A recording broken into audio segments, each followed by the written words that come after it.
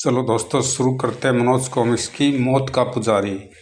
अच्छी कहानी लगी दोस्तों, इसलिए आपको सुना रहा हूँ, ध्यान से सुनना।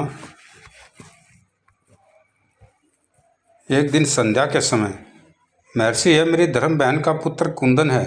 आपके आश्रम में दूर दूर से विद्यार्थी आकर विद्या अध्ययन करते हैं। मेरी धर्म बहन की इच्छा है कि उसका पुत्र भी आपके आश्रम में रहकर आपसे शिक्षा ग्रहण करे, लेकिन तुम तो मुझे किसी जंगली कबीले के लगते हो। हाँ महर्षि, मैं गोटिया कबीले का सरदार जंगलू हूँ। सरदार जंगलू, मेरे आश्रम में केवल उच्च कुल के विद्यार्थी ही आते हैं। उनके साथ मैं तुम्हारे भांजे को कैसे शिक्षा दे सकता हूँ? और तब क्या मुझे आपके पास से निराश ही लौटना होगा महर्षि? इसके सिवा और कोई चारा भी तो नहीं है सरदार जंगलू। तभी इस बालक के मस्तक पर तो बहुत तेज दिखाई दे रहा है। अवश्य ही यह बालक किसी उच्च कुल का है। फिर उन्हें सरदार जंगलू से पूछा, सरदार तुम्हारी धर्म बहन क्या तुम्हारे कुल की ही है? नहीं महर्षि, वह हमारे कुल की नहीं है, कहकर सरदार जंगलू ने महर्षि नवचक्कर को सारी बातें विस्तार पूर्वक बता दी। तब तो तुम्हारा भांजा निश्चय ही उच्च कुल का है, मैं इसे अवश्य ही शिक्षा दूंगा।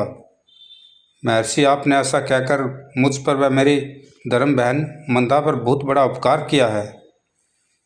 सरदार कुंदन आज से हमारे आश्रम में ही रहेगा और पूरे 15 वर्ष हमसे शिक्षा ग्रहण करेगा। अच्छा महर्षि, मुझे आज्ञा दीजिए। तब कुंदन महर्षि नवचक्कर से शिक्षा ग्रहण करने लगा। दूसरे की बुराइयां देखने से पहले मनुष्य को अपनी बुराइयों का अवलोकन करना चाहिए। कुंदन कुशाग्र बुद्धि का स्वामी था। महर्षि नवचक्कर के उपदेशों को वह शीघ्र ही कंठस्थ कर लेता था। इस प्रकार कुंदन को महर्षि नवचक्कर से शिक्षा ग्रहण करते करते पूरे 10 वर्ष बीत गए। एक दिन, तुम सबको मैं कई वर्षों से शिक्षा दे रहा हूँ, अतः आज मैं तुम सबकी परीक्षा लूँगा। तुम में से जो कोई भी परीक्षा में खरा उतरेगा उसे आश्रम का सबसे योग्य छात्र घोषित किया जाएगा। गुरुदेव, हम सब परीक्षा देने के लिए तैयार हैं। तो सुनो, आज मैं तुम्हें एक बोध कथा सुनाने जा रहा हूँ। उस कथा में एक प्रश्न छिपा हुआ होगा, तुम्हें उस प्रश्न का उत्तर देना होगा। जी गुरुदेव। नर्मदा नदी के किनारे एक तपोवन में मार्कंडेय नाम के ऋषि रहते थे।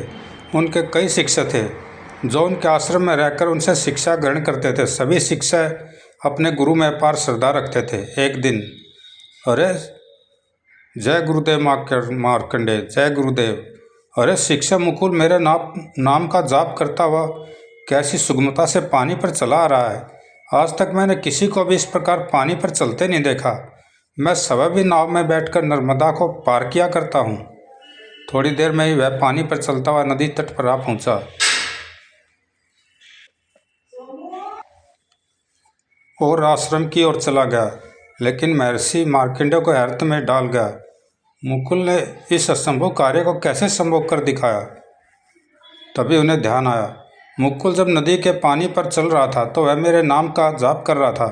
निश्चय वह मेरे नाम की महिमा के प्रताप से ही नदी के पानी में चल रहा था। यह सोचते ही मार्कंडेय ऋषि अभिमान से भर उठे, जब मेरे नाम में ही इतनी शक्ति है तो पता नहीं मैं स्वयं कितना महान और शक्तिशाली हूँगा। अगले दिन मार्कंडेय ऋषि को किसी कार्यवश नर्मदा के पार जाना था। वे सोचने लगे, जब मेरे नाम को स्मरण करने मात्र से ही मेरे शिष्य नदी को चलकर पार कर लेते हैं तो मुझे नौका द्वारा नदी पार करने की क्या ज़रूरत है। आज मैं भी अपने नाम के सहारे नर्मदा को चलकर ही पार करूँगा। यह सोच वे नर्मदा में यह कहते हुए उतर गए, मैं, लेकिन वे पानी पर चलने में सफल न हो सके और लड़खड़ाकर नर्मदा में गिर गए। अरे कोई मुझे बचाओ गुरुजी। जल्दी शिष्यों ने नर्मदा में कूदकर मार्कंडेय ऋषि को पकड़ लिया और उन्हें जैसे तैसे तट पर ले आए। शिष्यों, मार्कंडेय ऋषि का शिष्य मुकुल ऋषि के नाम का जाप करता हुआ नर्मदा के जल पर कैसे चल सका, जबकि अपने नाम का जाप करते हुए मार्कंडेय ऋषि नर्मदा के जल पर चलने में सफलता न पा सके। तुम्हें मेरे इसी प्रश्न का उत्तर देना है। यह प्रश्न सुन सभी शिष्यों के चेहरों पर निराशा दौड़ गई। तब कुंदन ने उठकर ऋषि से कहा, गुरुदेव, मुकुल की सफलता का कारण उसके अपने गुरु के प्रति अगाध श्रद्धा थी, जबकि मार्कंडेय ऋषि के डूबने का कारण था उनका अभिमान। शाबाश कुंदन, तुमने मेरे प्रश्न का बिल्कुल सही उत्तर दिया है। मुझे यह कहते हुए बहुत प्रसन्नता हो रही है कि तुम मेरे आश्रम के सबसे सुयोग्य छात्र हो। गुरुदेव, आपकी कृपा से मैंने आपके इस प्रश्न का सही उत्तर दिया है। कुंदन की विनम्रता देख महर्षि नवचक्कर गदगद हो उठे। उस दिन से महर्षि नवचक्कर कुंदन से विशेष स्नेह रखने लगे। महर्षि की अपने ऊपर विशेष कृपा देख कुंदन के मन में अभिमान जाग उठा। निश्चय मैं गुरुदेव के अन्य शिष्यों में उत्कृष्ट हूँ, तभी तो गुरुदेव मुझसे विशेष स्नेह करते हैं। महर्षि नवचक्कर जब भी कभी आश्रम से बाहर जाते तो आश्रम का सारा संचालन कुंदन के जिम्मे छोड़ जाते। उस समय यदि कोई विद्यार्थी कुंदन से किसी प्रश्न का उत्तर पूछता तो वह उससे कहता, मैं तुम्हें उत्तर क्यों बताऊं, जब महर्षि लौट कर आए तब उनसे ही अपने प्रश्न का उत्तर पूछना। वह सोचता, यदि मैं अन्य विद्यार्थियों को उनके प्रश्नों के उत्तर बताऊंगा तो मेरे द्वारा अर्जित विद्या में कमी आ जाएगी। ऐसे ही जब एक दिन नवचक्कर ऋषि पुनः कहीं बाहर गए हुए थे तो एक वृद्धा आश्रम में आ कुंदन से बोली, बेटा मैं वन में राह भूल गई हूँ, थोड़ी देर में रात होने वाली है, क्या मैं आज की रात आश्रम में रहकर गुजार सकती हूँ? क्यों नहीं माँ। थोड़ी देर बाद, बेटा मैं तुमसे कुछ कहना चाहती हूँ, क्या तुम मेरा कहना मानोगे? क्यों नहीं मानूंगा माँ, आप कहकर तो देखिए। बेटा रात होने जा रही है, तुम आज मेरे कहने से दीप जलाकर उस दीप से आश्रम की अन्य कुटियाओं में भी दीप जलाओ। अभी लो माँ, यह तो आपने बड़ा ही सरल कार्य बताया है। कुंदन ने दीप जलाया और अन्य विद्यार्थियों की कुटियाओं में जा जाकर वह रखे दीप जलाने लगा। आज कुंदन स्वयं हमारे दीप जला रहा है, पहले तो इसने कभी यह कार्य नहीं किया। थोड़ी देर बाद, देखो बेटा, एक दीप से आश्रम के सभी दीप प्रकाशमान हो गए हैं। हाँ माँ, यह तो है। बेटा, जिस दीप ने अन्य सभी दीपों को अपने प्रकाश से प्रकाशित किया है, क्या उस दीप के प्रकाश में अब तुम्हें कुछ कमी नज़र आ रही है? नहीं तो माँ। तो फिर विदा को बांटने से विदा कैसे कम हो सकती है? माँ, सच सच बताइए, आप कौन हैं? कुंदन तुरंत वृद्धा के शब्दों का मूल अभिप्राय समझ गया। अगले ही पल, विदा दावनी माँ सरस्वती, आप, तुम्हारे भ्रम को तोड़ने के लिए मुझे वृद्धा के वेश में तुम्हारे पास आना पड़ा। कुंदन, माँ, अच्छा हुआ कि आपने मेरी आंखें खोल दी। मैं अपने व्यवहार पर काफ़ी लज्जित हूँ और वादा करता हूँ कि भविष्य में अब किसी को भी विदा बांटने में तनिक भी मुंह नहीं मोड़ूंगा। कुंदन, यदि तुम ऐसा करोगे तो जीवन भर मेरी विशेष कृपा तुम्हारे ऊपर रहेगी। कुंदन को यह आशीर्वाद दे देवी सरस्वती अंतर्ध्यान हो गई। उस दिन से कुंदन के व्यवहार में बहुत अंतर आ गया। अब महर्षि नवचक्कर की अनुपस्थिति में आश्रम का कोई भी विद्यार्थी उससे किसी प्रश्न का उत्तर पूछता तो वह उसे तत्काल ही उसका उत्तर बताता। तुम्हारे प्रश्न का उत्तर यह है। इस प्रकार धीरे धीरे 5 वर्ष और बीत गए।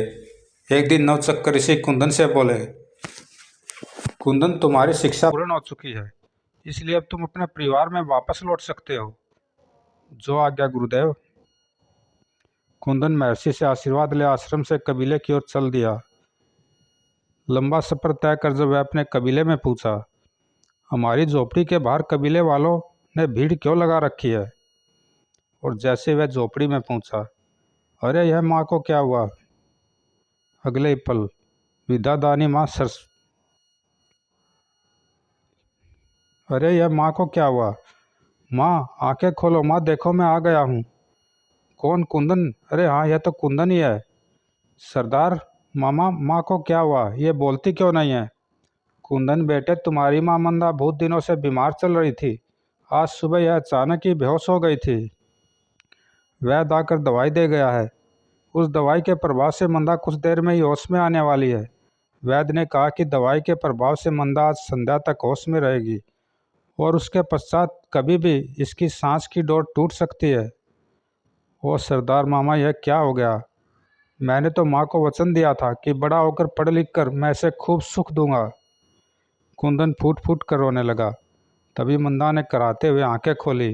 बूहू। अरे यह कौन रो रहा है? माँ, मैं तुम्हारा कुंदन हूँ।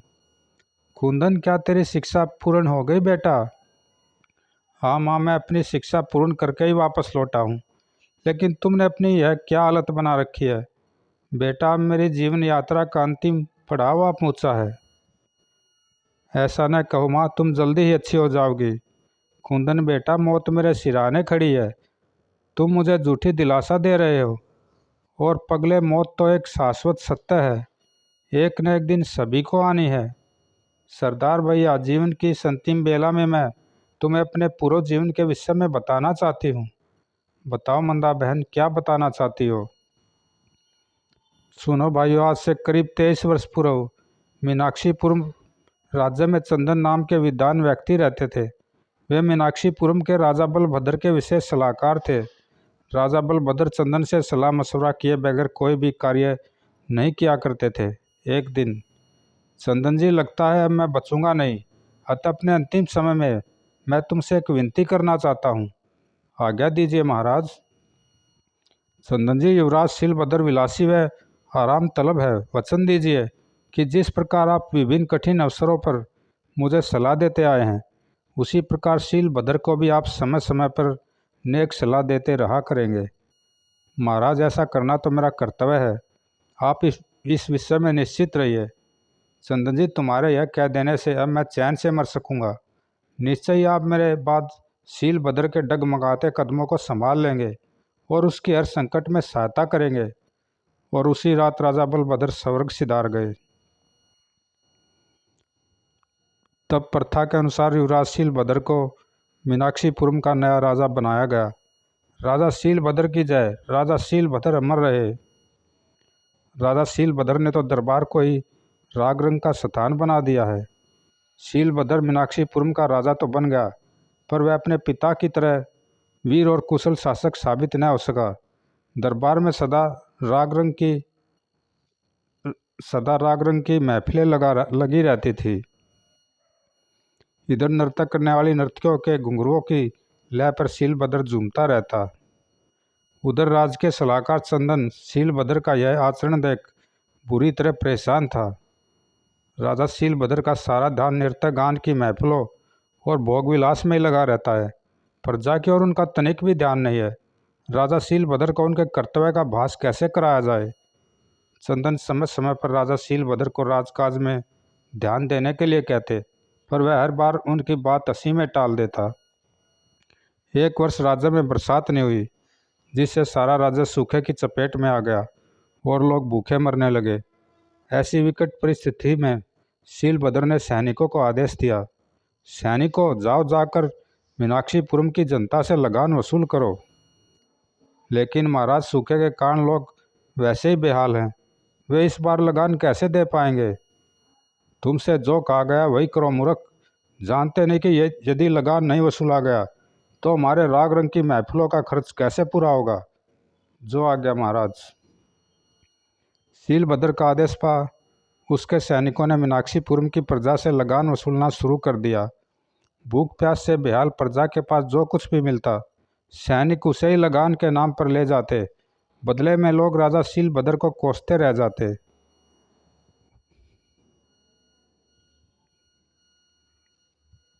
एक दिन, हमें बख्श दो सैनिकों, अगर तुम यह सब ले गए तो हम सब बेमौत भूखे मर जाएंगे। वो, यह तो निरीह प्रजा के ऊपर सरासर जुल्म ढाया जा रहा है। अब मैं और चुप नहीं बैठा रह सकता। मुझे आज ही राजा शीलभद्र को इस विषय में सचेत करना होगा। वह उसी समय शीलभद्र के राजभवन में पहुंचा। वाह सोमप्रभा, वाह, तुम्हारे पैरों में तो जैसे बिजली भरी हुई है। तुम्हारे जैसी नृत्यांगना सारी दुनिया में दूसरी न मिलेगी। वाह सोमप्रभा। प्रजा के दुख में डूबे चंदन से यह सब देखा न गया। वह जोर से चिल्ला उठा, बंद करो यह बेशर्मी, वह विलासिता का नंगा नाच। यह सुन नर्तकी सोमप्रभा ने हचकचा कर अपना नृत्य रोक दिया। यह देख शीलभद्र जलाता हुआ चंदन से बोला, चंदन जी, यह क्या अभद्रता है? महाराज, उधर तो भूखी मर रही प्रजा पर आपके सैनिक जुल्म ढा रहे हैं, और इधर आप ऐसी विकट परिस्थितियों में भी नृत्य की महफिलों में डूबे हुए हैं। बंद करो यह अपनी बकवास। नृत्य गान के समारोह आयोजित करना हमारी राजसी परंपरा है और उसे निभाना हमारा फर्ज है। और प्रजा के प्रति आपका जो फर्ज है महाराज, उसे कौन पूरा करेगा? यदि प्रजा के भाग्य में भूखों ही मरना लिखा है तो उसे हम कैसे बदल सकते हैं? यह उनके पिछले जन्म के पापों का फल उन्हें मिल रहा है, जैसी करनी वैसी भरनी। चुप रहिए महाराज, निरीह प्रजा पर ऐसा लांछन लगाते आपको तनिक भी लज्जा नहीं आई? आप सब अपने मन के अंदर झांक कर क्यों नहीं देखते हैं? ओह, आज तो तुम शालीनता की सारी सीमाएं तोड़ते जा रहे हो चंदन। तभी सेनापति शार्दुल सिंह आगे बढ़ा। महाराज, आपकी आज्ञा हो तो अभी चंदन का सिर कलम कर इसे इसकी गुस्ताखी की सजा दे दूं। नहीं, चंदन हमारा राजकीय सलाहकार है और इसके पूर्वज भी वर्षों से हमारे राजवंश के सलाहकार बनते आए हैं। हम इसे मृत्युदंड तो नहीं अपितु इसे देश निकाला देते हैं। 24 घंटे के भीतर इसे और इसके परिवार को यह राज्य छोड़ देना होगा। यह हमारा हुक्म है। शीलभद्र, मुझे तुमसे इसी बात की आशा थी।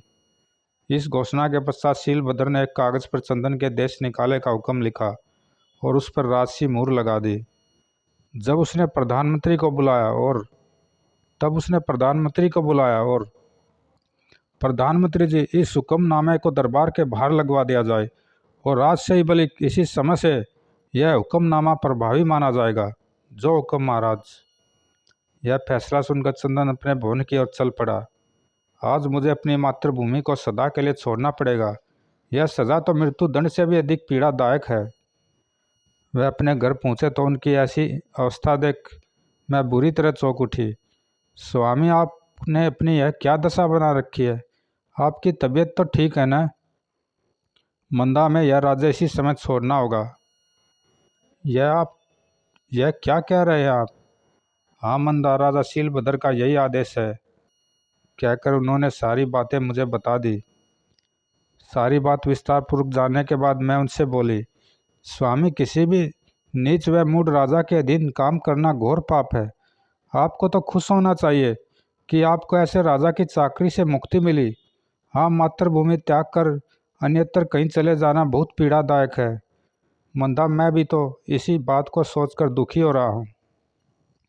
लेकिन हम राजा की आज्ञा का तो पालन करना ही पड़ेगा स्वामी। हाँ, यह तो तुम ठीक कह रही हो मंदा। तब कुंदन व मेरे साथ मेरे पति ने वह राज्य छोड़ दिया।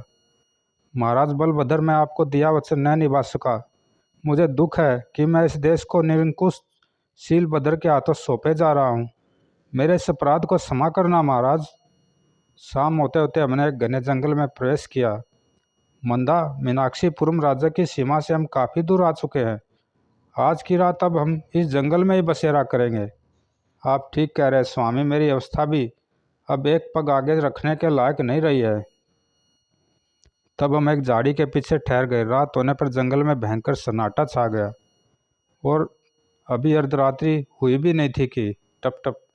अरे, इतनी रात्रि में जंगल में घोड़े की टापों की आवाज़ कौन हो सकता है? तभी एक घुड़सवार हमारी झाड़ी के समीप आकर रुका। अरे, ये तो सेनापति शार्दुल सिंह है। इतनी रात गई है, इस बियाबान वन में क्या करने आया स्वामी? मुझे तो इसकी गतिविधियाँ कुछ रहस्यमयी सी लग रही है। जरूर दाल में कुछ काला है मंदा। आप ठीक कह रहे हैं स्वामी। तभी जंगल में एक बार फिर घोड़े की टापें गूंज उठी, टप टप। लगता है एक और घुड़सवार इधर आ रहा है मंदा। कुछ ही देर बाद, अरे, यह तो नीलगढ़ के राजा जयमल हैं क्या? इधर शार्दुल सिंह राजा जयमल से कह रहा था, आइए महाराज, आपने आने में बहुत देर कर दी। हाँ शार्दुल सिंह, हमें यहाँ आने में थोड़ी देर हो गई। कहो, क्या समाचार है? महाराज, समाचार शुभ ही है। मैंने पूरी तैयारी कर ली है। आप बेठके परसों रात्रि को मीनाक्षीपुरम पर धावा बोल सकते हैं। निश्चय तुमने हमारा साथ देकर बड़ा अच्छा काम किया शार्दुल सिंह। महाराज, मैंने जो कहा था वह पूरा करके दिखा दिया है। अब समय आने पर आप भी अपना वचन न भूलिएगा।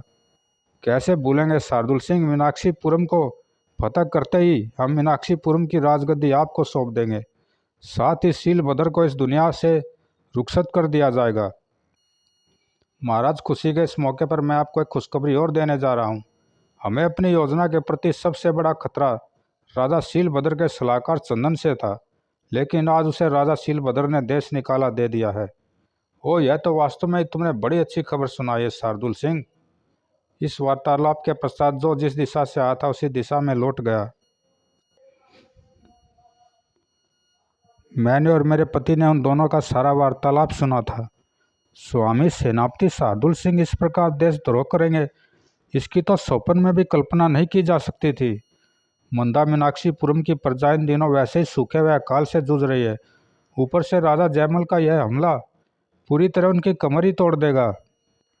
नहीं, मैं ऐसा नहीं होने दूंगा। जैसे भी होगा मैं इस समाचार को राजा शीलभद्र तक पहुंचा कर ही रहूँगा। लेकिन स्वामी, आप राजा शीलभद्र तक पहुँचेंगे कैसे? मीनाक्षीपुरम में तो आपका प्रवेश वर्जित है। मंदा, मैं अपनी जान पर खेल कर भी राजा शीलभद्र को इस षड्यंत्र की सूचना दूंगा।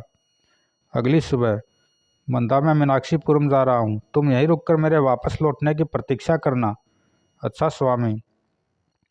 भगवान मेरे सुहाग की रक्षा करना, वे शेर की मांद में घुसने जा रहे हैं। मीनाक्षीपुरम पहुँच मेरे पति ने एक सौदागर का वेश धरा और सीधे दरबार के बाहर पहुँचे। मैं बगदाद का सौदागर विसीमल्ला हूँ। महाराज से जाकर कहो कि मैं उनकी खिदमत में कुछ हसीन कनीजे पेश करना चाहता हूँ। ठीक है, तुम यहीं ठहरो। कुछ देर बाद। चलो सौदागर, महाराज तुम्हें दरबार में बुला रहे हैं, चलो। मेरे पति पहरेदार के साथ दरबार में पहुँचे। तो तुम हो बगदाद के सौदागर विस्मल्ला? जी महाराज। कहाँ वे खूबसूरत कनीजे जिन्हें तुम हमारी खिदमत में पेश करना चाहते हो? महाराज, आप मुझे जो समझ रहे हैं मैं वास्तव में वह नहीं हूँ। फिर कौन हो तुम? अगले ही पल। तुम्हें तो हमने देश निकाला दे दिया था, फिर तुम्हारी यहाँ आने की हिम्मत कैसे हुई? क्षमा करें महाराज, आपको एक षड्यंत्र की जानकारी देना बहुत ज़रूरी था, इसलिए मुझे सौदागर का वेश धरकर यहाँ आना पड़ा। कैसा षड्यंत्र? महाराज, सेनापति शार्दुल सिंह पड़ोसी देश नीलगढ़ के राजा जयमल के साथ मिलकर आपके विरुद्ध कल रात्रि को खूनी षड्यंत्र रचने जा रहे हैं। वो चंदन को हमारी योजना के विषय में कैसे पता चल गया? क्या कह रहे हो भला सेनापति शार्दुल सिंह हमारे विरुद्ध ऐसा क्यों करेंगे? क्योंकि महाराज, सेनापति शार्दुल सिंह आपको मारकर मीनाक्षीपुरम के राज को हासिल करना चाहता है। क्या? यह झूठ बोल रहा है महाराज। सौदागर बनकर राज दरबार में दोबारा आने की इसकी यह एक चाल है। इसका सिर मैं अभी धड़ से अलग किए देता हूँ, क्योंकि यहाँ आकर इसने राज आज्ञा का उल्लंघन किया है। हाँ महाराज, मैंने अपनी आंखों से कल रात जंगल में सेनापति शार्दुल सिंह को नीलगढ़ के राजा जयमल के साथ आपके विरुद्ध षड्यंत्र रचते देखा है। यह क्या? सेनापति शार्दुल सिंह जैसे ही नंगी तलवार ले मेरे पति की ओर बढ़ा, राजा शीलभद्र ने उसे रोक दिया। रुको सेनापति, रुको। सेनापति शार्दुल सिंह जहाँ का तहाँ रुक गया।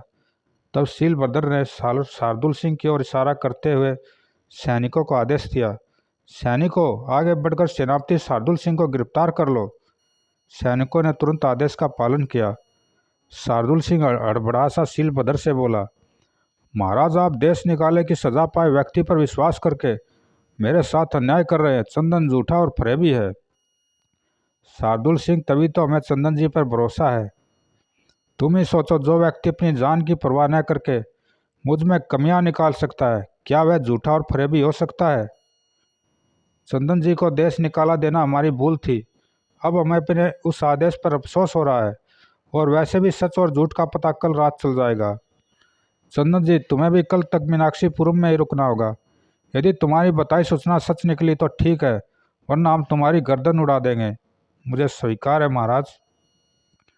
शीलभद्र के आदेश पर शार्दुल सिंह को जेल भेज दिया गया और मेरे पति को कड़ी निगरानी में राजमहल के अतिथि गृह में ठहरा दिया गया।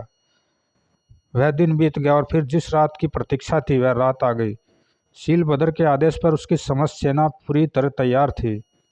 दूसरी ओर राजा जयमल प्रसन्न मन से अपनी सेना के साथ मीनाक्षीपुरम की ओर बढ़ा चला आ रहा था। मेरी जिंदगी में यह कैसा सुअवसर आया है। आज मैं बिना किसी संघर्ष व युद्ध के ही मीनाक्षीपुरम पर कब्जा करने में सफल हो जाऊंगा। लेकिन जैसे जयमल अपनी सेना के साथ मीनाक्षीपुरम की सीमा में प्रविष्ट हुआ, मारो काटो आ जल्दी ही शीलभद्र ने राजा जयमल को मौत के घाट उतार दिया। जयमल, यह तेरी मीनाक्षीपुरम पर आक्रमण करने की सजा है। अगले दिन शीलभद्र ने मेरे पति से कहा, चंदन जी, कल रात तुम्हारे कारण ही मुझे दुश्मन पर विजय हासिल हुई है। महाराज, मुझे तो सबसे बड़ी खुशी इस बात की है कि आपका जीवन बच गया। अब कृपा करके आप दूसरों के जीवन की भी कुछ चिंता कीजिए। मैं तुम्हारा मतलब नहीं समझा चंदन जी। महाराज, आप मीनाक्षीपुरम के बेकसूर व सूखे की मार से पीड़ित लोगों के लगान माफ कर दे और सारे बुरे व्यसन छोड़कर प्रजा की भलाई के कार्यों में लग जाए। ठीक है चंदन जी, अब हम वही करेंगे जैसा तुम कहोगे। तुम्हारी देशभक्ति ने हमारा दिल जीत लिया है। तब शीलभद्र ने वहां पर बंदी शार्दुल सिंह को बुलाया। शार्दुल सिंह, अब बताओ फ्रेबी कौन है, तुम या चंदन जी? महाराज, मुझे क्षमा कर दे, फ्रेबी मैं ही हूँ, जो राज सिंहासन हासिल हासिल करने के चक्कर में आपसे दगा करने चला था। तो अब तो अब उस दगा की सजा भी भुगतने को तैयार हो जा शार्दुल सिंह। नहीं महाराज, मुझे सजा न दीजिए, मुझे क्षमा कर दीजिए। लेकिन शीलभद्र ने शार्दुल सिंह के पर कोई ध्यान नहीं दिया और उसके इशारे पर एक सैनिक ने शार्दुल सिंह के पेट में तलवार भोंक दी। खचाक! तलवार के एक ही वार में वह स्वर्ग सिधार गया। तब शीलभद्र ने मेरे पति से कहा, चंदन जी, तुमने देशद्रोही के षड्यंत्र का भंडा फोड़ करके यह साबित कर दिया है कि तुम एक देश प्रेमी हो। इसलिए हम तुम्हारा देश निकाला वापस लेते हैं और तुम्हें पुनः अपने राजकीय सलाहकार के पद पर नियुक्त करते हैं। धन्यवाद महाराज। उसी समय प्रधानमंत्री ने आकर शीलभद्र से कहा, महाराज, माना कि चंदन जी ने राष्ट्र के प्रति बहुत नेक कार्य किया है, पर यह अभी भी आपके द्वारा दी गई सजा के हकदार है। यह आप क्या कह रहे हैं प्रधानमंत्री जी? महाराज, जिस घोषणा पत्र पर एक बार राजसी मोहर लग जाती है, फिर उस घोषणा पत्र में लिखी घोषणा को किसी भी सूरत में नहीं बदला जाता है। यही राजकीय नियम है। वो तो क्या इस अवस्था में हमें चंदन जी को प्राण दंड देना पड़ेगा? शीलभद्र को परेशान होते देख मेरे पति ने उससे कहा, महाराज, आप इस तरह परेशान न होइए। प्रधानमंत्री जी ठीक कह रहे हैं। मेरे लिए आप राजकीय नियम न तोड़े, मैं अपनी सजा भुगतने को तैयार हूँ। काश हमने जल्दबाजी में तुम्हारे देश निकाले के घोषणा पत्र पर राशि मुहर न लगाई होती। तत्पश्चात राशि परंपरा के अनुसार मेरे पति को प्राणदंड देने के लिए दरबार के बाहर खुले मैदान में ले जाया गया। चंदन जी, हमें खेद है कि तुम राजसी नियमों की बलि चढ़ रहे हो। तुम्हारी कोई अंतिम इच्छा हो तो बता दो। महाराज, मीनाक्षीपुरम की सीमा के बाहर वाले जंगल में मेरी पत्नी मंदा मेरे वापस लौटने की प्रतीक्षा कर रही होगी। मेरी मृत्यु के पश्चात मेरा शव उसे सौंप दिया जाए, यही मेरी अंतिम इच्छा है। ऐसा ही किया जाएगा चंदन जी। तब मीनाक्षीपुरम की प्रजा के सामने मेरे पति को सूली पर चढ़ा दिया गया और आज एक देशभक्त बेमौत मारा गया। भगवान चंदन जी की आत्मा को शांति दे। आज हमारा सच्चा हितैषी मारा गया। इधर मेरे पति को सूली पर चढ़ा दिया गया, उधर मैं वन में बैठी सोच रही थी। स्वामी को मीनाक्षीपुरम गए आज तीसरा दिन है, वे अभी तक वापस क्यों नहीं लौटे हैं? मैं दिन भर इन्हीं सोच विचारों में डूबी रही। संध्या होने ही वाली थी कि राजा शीलभद्र का रथ मेरे समीप आकर रुका। महाराज, आप मेरे पति कहाँ हैं? बहन, तुम्हारे पति अब जीवित नहीं है। क्या मेरे पति अब जीवित नहीं है? हाँ बहन, रथ में तुम्हारे पति का शव रखा हुआ है। लेकिन यह सब हुआ कैसे? मेरे पति तो आपको शार्दुल सिंह व जयमल के षड्यंत्र की सूचना देने गए थे। बहन, तुम्हारे पति राजकीय नियमों की भेंट चढ़ गए हैं, कहकर शीलभद्र ने सारा वाक्य विस्तार पूर्वक मुझे बताया। सारी बात सुनकर मैं दौड़कर रथ में रखे अपने पति के शव के समीप गई। स्वामी, मुझे गर्व है कि मैं तुम जैसे देशभक्त की पत्नी हूँ। तुम्हारे बलिदान पर मैं आंसू नहीं बहाऊंगी। तब शीलभद्र मेरे पास आकर बोला, बहन, जो होना था वह हो चुका है। अब तुम मीनाक्षीपुरम वापस लौट चलो। तुम्हें आजीवन वे सब सुख सुविधाएं मिलती रहेगी जो चंदन जी के जीवन काल में तुम्हें मिलती। महाराज, अब मैं मीनाक्षीपुरम नहीं जाऊंगी।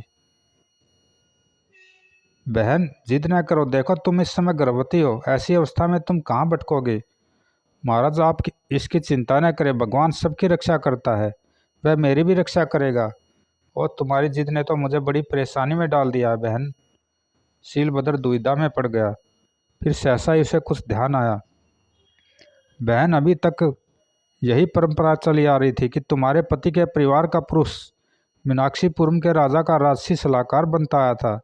क्या तुम उस परंपरा को आगे नहीं चलने दोगे? वो कैसे महाराज? बहन, मैं चाहता हूँ कि तुम्हारा यह पुत्र बड़ा होकर हमारे राज्य का विशेष सलाहकार बने। महाराज, यदि ऐसा है तो मैं आपको वचन देती हूँ कि अपने इस पुत्र को मैं उच्च शिक्षा दिलाकर इस योग्य करूँगी कि यह बड़ा होकर आपके राज्य का राजकीय सलाहकार बन सके। मेरा बेटा आपके पास आएगा अवश्य महाराज, लेकिन उस दिन जब मैं इस दुनिया में नहीं रहूँगी, यह मेरा आपसे वादा रहा। ओ बहन, मैं उस दिन की प्रतीक्षा करूँगा, लेकिन मैं भी तुमसे एक वादा करता हूँ। अब हमारे दरबार में हमारे राज के सलाहकार का पद रिक्त ही रहेगा। उस पद को तुम्हारा पुत्र ही आकर भरेगा। तब शीलभद्र मुझसे विदा ले मीनाक्षीपुरम वापस लौट गया और मैंने दिल कड़ा करके अपने हाथों से अपने पति का अंतिम संस्कार किया। फिर अपने पुत्र कुंदन को ले अनजाने सफ़र पर चल पड़ी। रात होते होते मैं एक बस्ती के समीप जा पहुंची थी। मुझे चक्कर से आ रहे हैं। शीघ्र ही मैं बेहोश हो भूमि पर गिर पड़ी। जब मुझे होश आया, भैया तो मैं तुम्हारे कबीले में थी। तुमने मुझे असहाय देख मुझे अपनी धर्म बहन बना लिया था। यहीं पर मैंने अपनी बेटी सोनालिका को जन्म दिया। भैया, यही है मेरी राम कहानी। कुंदन अब बड़ा हो गया है और पढ़ लिख गया है, इसलिए मेरी अंतिम इच्छा यही है कि यह मीनाक्षीपुरम जाकर अपने पिता के रिक्त पड़े पद को संभाल ले और अपने पिता के नाम को रोशन करे। कुंदन, जो कि अभी तक चुपचाप बैठा सब सुन रहा था, भरे हृदय से मंदा से बोला, ऐसा ही होगा माँ, ऐसा ही होगा। मैं मीनाक्षीपुरम जरूर जाऊंगा। अब मैं चैन से मर सकूंगी बेटा। कहते कहते मंदा की सांसें उखड़ चली। फिर उसने एक हिचकी ली और उसके प्राण बिखेरे उठ गए।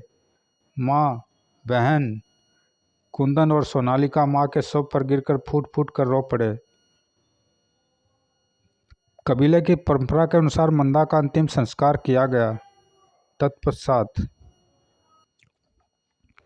बेटा, मैं चाहता हूँ कि अपनी स्वर्गवासी माँ की अंतिम इच्छा पूर्ण करने के लिए तुम मीनाक्षीपुरम जाओ। आप ठीक कह रहे हैं सरदार मामा। तब अपनी बहन सोनालिका को बस्ती में सरदार जंगलू के पास छोड़ कुंदन मीनाक्षीपुरम के लिए चल दिया। लंबा सफर तय करके जब वह मीनाक्षीपुरम के दरबार में पहुंचा। प्रणाम महाराज। युवक, तुम कौन हो? महाराज, मैं आपके भूतपूर्व दिवंगत राजकीय सलाहकार चंदन जी का पुत्र कुंदन हूँ। हो तो तुम चंदन जी के पुत्र हो? हाँ महाराज, वर्षों पूर्व मेरी माँ ने आपको वचन दिया था, उसी वचन को निभाने आज मैं आपके पास आया हूँ। वो देखो कुंदन, इस खाली स्थान पर कभी तुम्हारे पिता बैठते थे। उनकी मृत्यु के पश्चात से यह स्थान रिक्त पड़ा है। जाओ, उस स्थान पर जाकर वर्षों से रिक्त पड़े उस स्थान को भर दो। जो आज्ञा महाराज। और जब वह उस रिक्त स्थल के समीप पहुंचा, ठहरो कुंदन, यह स्थान हमारे राज के सलाहकार का स्थान है। इस स्थान पर बैठने से पहले तुम्हें अपनी बुद्धिमानी का सबूत देना होगा, ताकि हम जान सके कि तुम इस स्थान पर बैठने के योग्य हो अथवा नहीं। महाराज, मुझे किस प्रकार अपनी बुद्धिमानी का सबूत देना होगा? कुंदन, ये दोनों हमारे जुड़वा पुत्र प्रशांत निशांत हैं। हम चाहते हैं कि हमारे जीते जी इस बात का फैसला हो जाए कि हमारे बाद इनमें से राजगद्दी पर किसे बिठाया जाए। ठीक है महाराज, मुझे स्वीकार है। महाराज, मैं दोनों राजकुमारों से 2 प्रश्न पूछूंगा। जिसका भी उत्तर उत्तम है, सही होगा, वही राजगद्दी का उत्तराधिकारी बनने के योग्य होगा। ठीक है। तब कुंदन ने दोनों राजकुमारों से कहा, राजकुमारों, मैं तुमसे प्रश्न पूछता हूँ। तुम दोनों शांति और धैर्य के साथ पहले उन पर विचार करना, फिर उत्तर देना। ठीक है। देखो, कुछ देर के लिए तुम दोनों यही समझ लो कि तुम दोनों राजा बन गए हो। अतः राजा की हैसियत से सोचकर बताओ कि तुम अपने पिताजी महाराज के साथ कैसा व्यवहार करोगे। दोनों राजकुमार यह प्रश्न सुन सोच में डूब गए।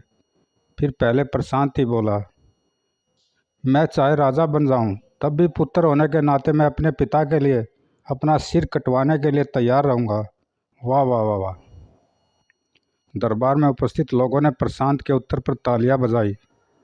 अब राजकुमार निशांत ने कुंदन से कहा, एक राजा की हैसियत से यदि ज़रूरत पड़े तो मैं अपने पिताजी महाराज का शीश काटने में भी संकोच नहीं करूँगा। अरे यह राजकुमार निशांत क्या कह रहे हैं? सभी दरबारी आश्चर्य में डूब गए। मेरा दूसरा प्रश्न है कि एक पुत्र की तरह तुम अपने पिता के साथ कैसा व्यवहार करोगे? पहले तुम बताओ राजकुमार प्रशांत। एक पुत्र की हैसियत से मैं अपने पिता की एक एक आज्ञा का पालन करने को सदैव तत्पर रहूँगा। वाह वाह वाह। प्रशांत ने प्रश्न पर बिना विचार किए ही झट से उत्तर दिया था। दूसरी ओर कुछ देर सोचने के पश्चात निशांत बोला, एक पुत्र की हैसियत से मैं अपने पिता की वही आज्ञा मानूंगा जो मानने योग्य होगी। अरे अरे, राजकुमार निशांत ने यह क्या कहा? राजकुमार निशांत को तो निश्चय ही हारा हुआ समझो। दरबार में उपस्थित अधिकांश लोगों का यही विचार था। वे राजकुमार प्रशांत के समर्थन में नारे लगाने लगे।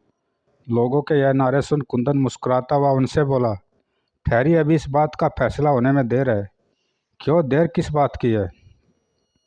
यह सुन कुंदन गंभीर हो बोला, आप लोगों ने मेरे प्रश्नों को ध्यान से नहीं सुना। मेरे दोनों प्रश्न राजकुमारों से कसौटी के रूप में पूछे गए थे। दोनों राजकुमारों के उत्तर सुनने के बाद मैं इसी नतीजे पर पहुंचा हूं कि राजकुमार निशांत ही राजगद्दी के उत्तराधिकारी बनने के योग्य हैं। वह कैसे? देखो, मेरा पहला प्रश्न था कि एक राजा की हैसियत से पुत्र पिता के साथ कैसा व्यवहार करेगा। इस प्रश्न का उत्तर राजकुमार प्रशांत ने यह दिया कि यदि आवश्यकता पड़े तो वह अपने पिता के लिए अपना सिर भी कटवा देंगे। उधर इसी प्रश्न का राजकुमार निशांत ने उत्तर दिया कि ज़रूरत पड़े तो वह अपने पिता का सिर काट डालने में भी संकोच नहीं करेंगे। अब आप लोग ये विचार कीजिए कि राजा की हैसियत से जो भी गद्दी पर बैठेगा वह अपने धर्म और फर्ज को अवश्य ही पूरा करना चाहेगा। मान लो कि राजा के पिता ने कोई घोर अपराध किया है, तो क्या ऐसा पुत्र अपने पिता को उसके अपराध की सज़ा न देगा? राजा की हैसियत से उसे अपने पिता को उसके द्वारा किए अपराध की गंभीरता को देख मौत की सज़ा भी देनी पड़ेगी। ऐसा करने वाला ही सच्चा राजा कहा जाएगा। यही कारण है कि राजकुमार निशांत का उत्तर वास्तव में एक सच्चे राजा का उत्तर था। कुंदन की बात सुन दरबार में सन्नाटा छा गया। यह देख कुंदन मुस्कुराता हुआ आगे बोला, अब मेरे दूसरे प्रश्न का उत्तर देखिए। मेरा सवाल था कि एक पुत्र की हैसियत से अपने पिता के साथ कैसा बर्ताव करना चाहिए। इसका उत्तर देते हुए राजकुमार प्रशांत ने बताया कि वह अपने पिता की एक एक आज्ञा का पालन करेंगे, जबकि राजकुमार निशांत ने उत्तर दिया था कि पुत्र के नाते वह अपने पिता की केवल उसी आज्ञा का पालन करेगा जो उचित होगी। मान लीजिए कि पिता अपने पुत्र को कोई ऐसी आज्ञा देता है जो न्याय संगत न हो, तो क्या ऐसी दशा में राजा पुत्र को अपने पिता की आज्ञा का पालन करना चाहिए? अतः राजकुमार निशांत के इस उत्तर से कि वह ऐसी आज्ञा का पालन नहीं करेगा जो अधर्म और अन्यायपूर्ण हो, उससे उसकी सूझबूझ और बुद्धिमत्ता झलकती है और स्पष्ट है कि उत्तराधिकारी बनने के लिए राजकुमार निशांत में सभी गुण विद्यमान हैं। कुंदन, निश्चय तुमने बिल्कुल सही और सटीक फैसला करके यह सिद्ध कर दिया है कि तुम इस स्थान पर बैठने योग्य हो। अब तुम इस खाली स्थान पर सहर्ष से बैठ सकते हो। तुम्हें अपना राजकीय सलाहकार बनाकर हमें बहुत प्रसन्नता होगी। तब कुंदन उस खाली स्थान पर बैठ गया। अब शीलभद्र ने दरबार में घोषणा की, हम आज से कुंदन को अपना राजकीय सलाहकार नियुक्त करते हैं। उसकी सलाह अनुसार कार्य करके शीलभद्र ने मीनाक्षीपुरम को चौमुखी विकास क्या मीनाक्षीपुरम की प्रजा कुंदन की प्रशंसा करते नया गाती थी।